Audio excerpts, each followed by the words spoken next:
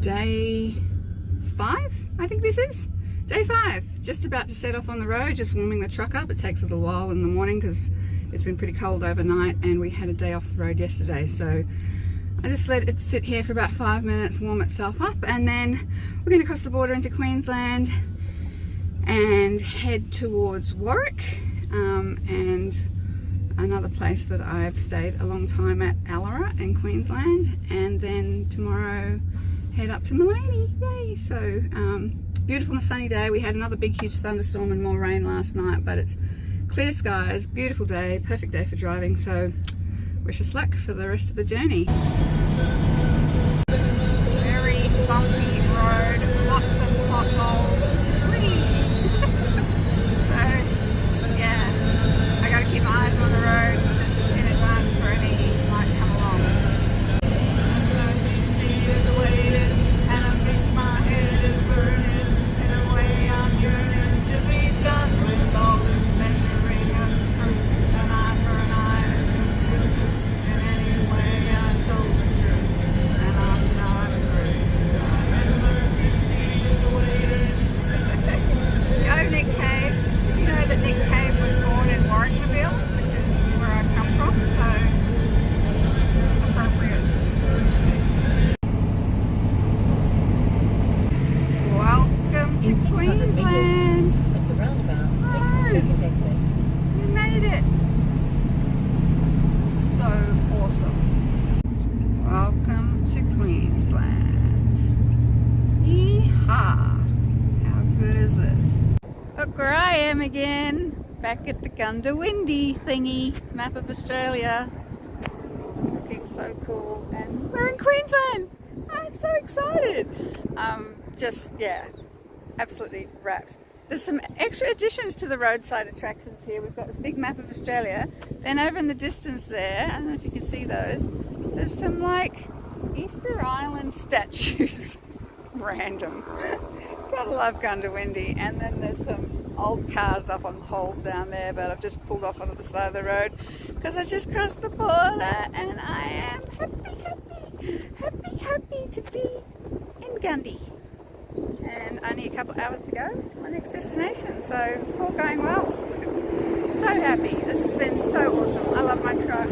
I'm so happy on the road, and yeah, definitely it's not as hard as I thought it was going to be. I've definitely built it up to be a lot harder in my head, and sorry about the wind noise, but yeah, it's been so enjoyable, and I'm just so happy when I'm on the road.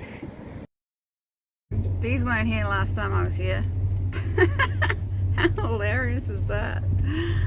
So funny.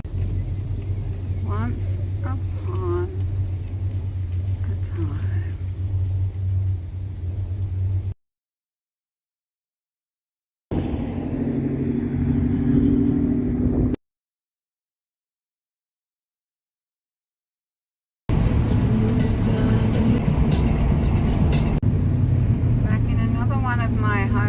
Places, Allora.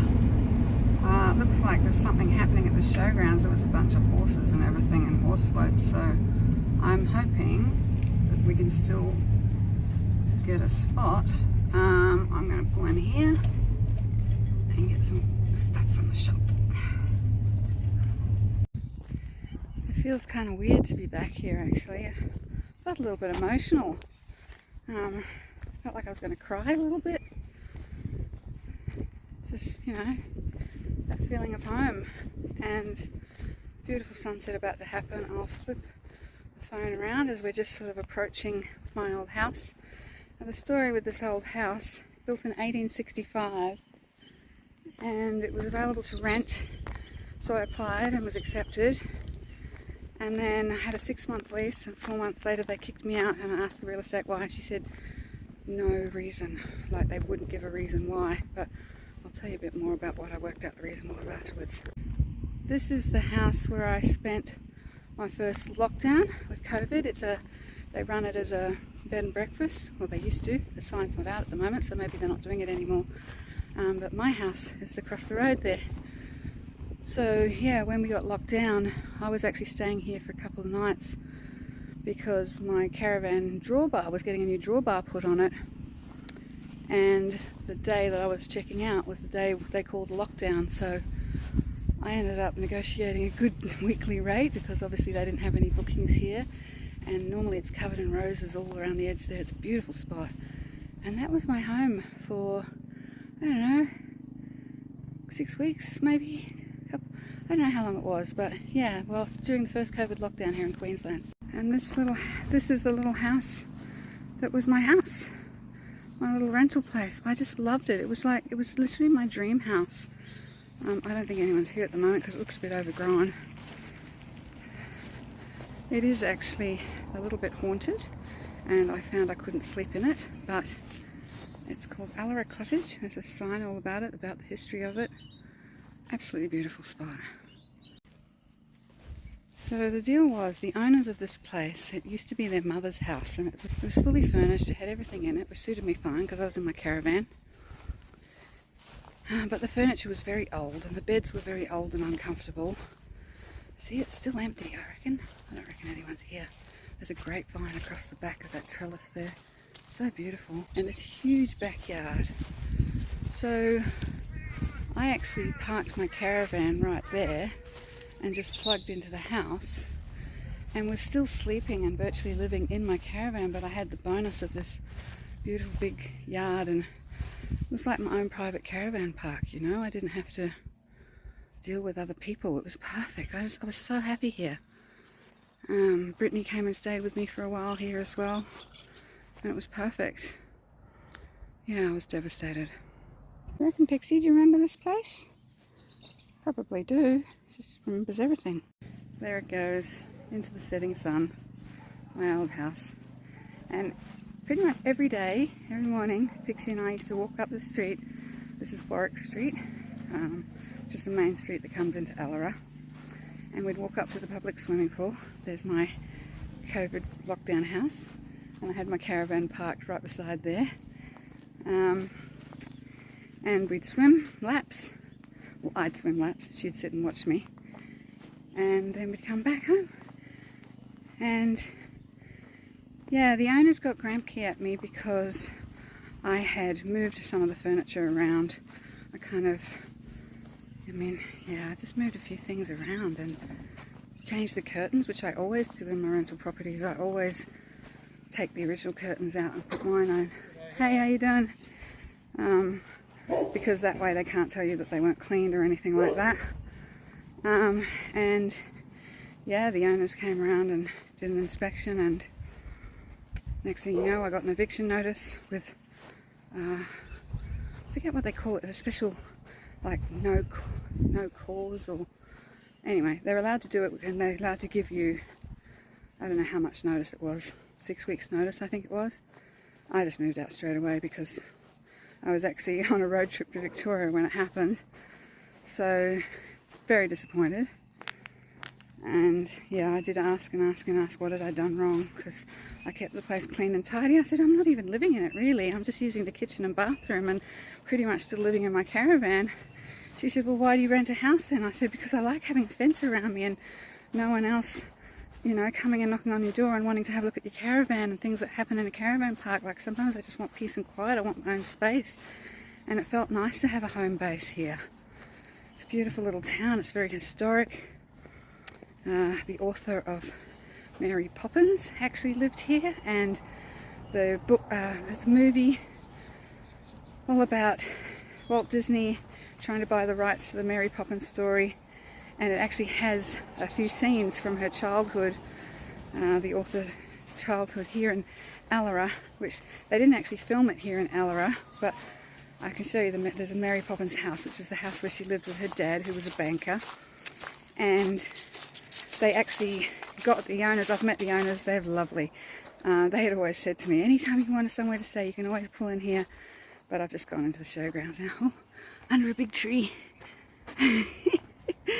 And they showed me all around the Mary Poppins house, and they told me that the Walt Disney people, when they were making the movie, they actually got all the measurements of the house, the original house, and then rebuilt one exactly to scale for the movie set. So the one that's in that movie Saving Mr. Banks, I think it's called, the movie.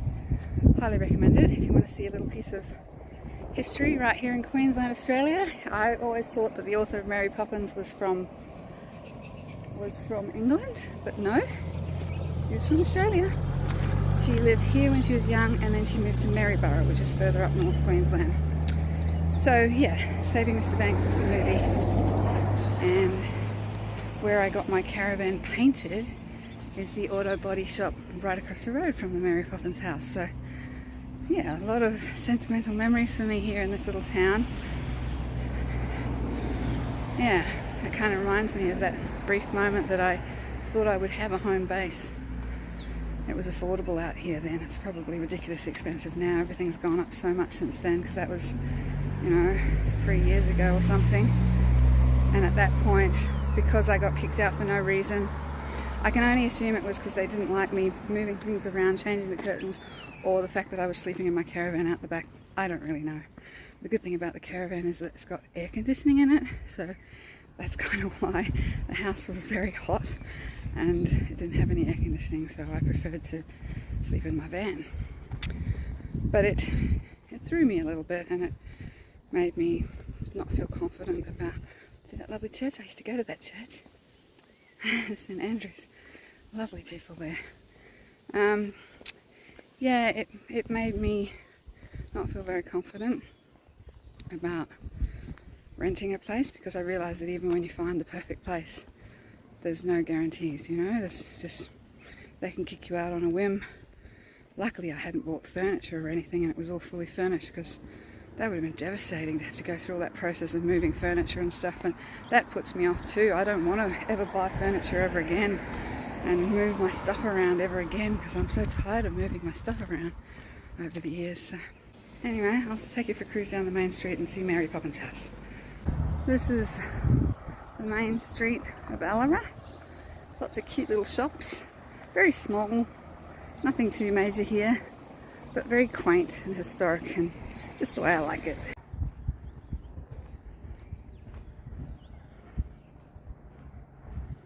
It's Sunday afternoon, so everything's closed and it's very, very quiet. There is a hall here where we actually had a rockabilly fundraiser when I first came here, which was kind of cool.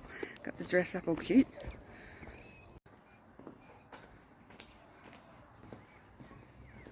The Allora Advertiser, the local newspaper. And coming up here is a really cool pub, another pub. There's two main pubs. Isn't it cool? It is such a cool place. So Allora is also famous not just for Mary Poppins' house, but sunflowers. The sunflowers, all the fields around here grow sunflowers, so you get lots of sunflower decoration like on this building. 3 pubs. There's another one across the road. Forgot about that one. And this is called the Blue Cow. The Blue Cow. Cool old pub. Show you as we go by.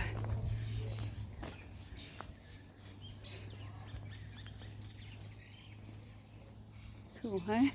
There's another cool old hotel here. Another pub. Doesn't look like it's open at the moment. So you can imagine this back in the day, you know, early 1900s. Would have been a thriving, hopping little town. And P.L. Travis, I think her name is, the author of Mary Poppins. So her dad was a banker. And that's why they lived in this amazing house. We're just approaching the Mary Poppins house now. There's Wilson and Rigby that painted my caravan. Did such an amazing job. And here is the famous Mary Poppins house. Absolutely beautiful. So it was a bank. They've still got the original old vault inside it and everything. Closed at the moment. But they do have like tours of it every now and then. Eh? Mary Poppins house. How cool is that? If you watch the movie, you will recognise this house. Isn't it amazing? So awesome. Love this little town. Across the road from the Blue Cow Hotel, there is this monument for Mary Poppins. You see? And it says P.L. Travis, born Helen Lyndon Goff, 1899 to 1998, author of the Mary Poppins book, spent some of her formative years in Allora. So there you go. And thus concludes our walking tour of Allora, and the sunset is looking amazing over those fields behind the town. It's only a little town, and it's time for us to head back to the showgrounds where we're camping and tuck in for the night. One more day drive tomorrow, and I'll be up in Malini catching up with Sherelle. Yay! Another cool old bank building on the corner here. How awesome. I just thought I should elaborate a bit more about why the house was haunted, the little Allara Cottage. So obviously these people wanted to keep it as a kind of a museum to their dead mother, because it was all her furniture from like the 70s and stuff, and they didn't like anything being moved. But when I did sleep in the house, the couple of times I did sleep in the house, I had really scary nightmares. One time I'd gone for a walk and I came back and there were all these old people in the house, like it was like an old people's home kind of thing. And I'm saying, what are you doing here? What are you doing here? What are you doing in my house? And they were like, it's not your house, it's not your house. And I'm running around going, but it is my house, it is my house. Really weird. And it was just things like that all the time, like people saying things like, you don't belong here and get out and this isn't your house. And it was just weird, really weird. And then when I actually did get kicked out by the actual owners, it was like almost like the same thing as how it had been happening in my nightmares. So yeah, and afterwards I spoke to people. I remember being at the pub one night talking about it. They're like, oh, you're down at Allara Cottage, you know that place is haunted. They said that's why it was sitting vacant for so long before you came along. It was vacant for 6 months. And I said, well, that makes sense, because I don't actually feel comfortable sleeping in the house, and I've been sleeping in my caravan because every time I do sleep in the house, these really realistic dreams, like I'd wake up and think it was real, and I was like, did that actually happen? It was really weird. So there you go, everyone in town knows the story with that house, and I definitely had weird spooky feelings at it, which is a shame because it was a beautiful house. I mean, so pretty. It was like my fantasy house, my dream house. If I could imagine my perfect dream house, that's what it would have looked like. You know, an old house with character, and yeah, just big garden, big yard. It was perfect in so many ways, but oh well, somebody didn't want anyone else to live there, so, and neither did the current owners. So it's why it's looking a bit unloved. And I planted all sunflowers around the outside of it. I got a big bag of sunflower seeds, planted sunflower seeds all around the outside of it. By the time they kicked me out, the sunflowers were just starting to sprout, and they were so pretty. And then I was actually staying in the house across the road when we got locked down. I'd been in my caravan here at the showgrounds after they kicked me out. And I was, you know, I told you, getting the drawbar fixed, so I spent some time in the house across the road, and I saw the owners. They didn't know I was there, obviously, but the owners came to tidy up after I'd left, and they pulled all my sunflowers out, which I thought was really strange. I mean, like, what's wrong with sunflowers in the garden? Weird people, weird house, but still fond memories of spending happy times in what felt like the most perfect house in the world, apart from the ghosts. And here we are, back at the showgrounds. Look at that sunset, would you? Hills behind up there have been all pink up until a few minutes ago. Just so pretty. And back home to the showgrounds and our little caravan home. Yay!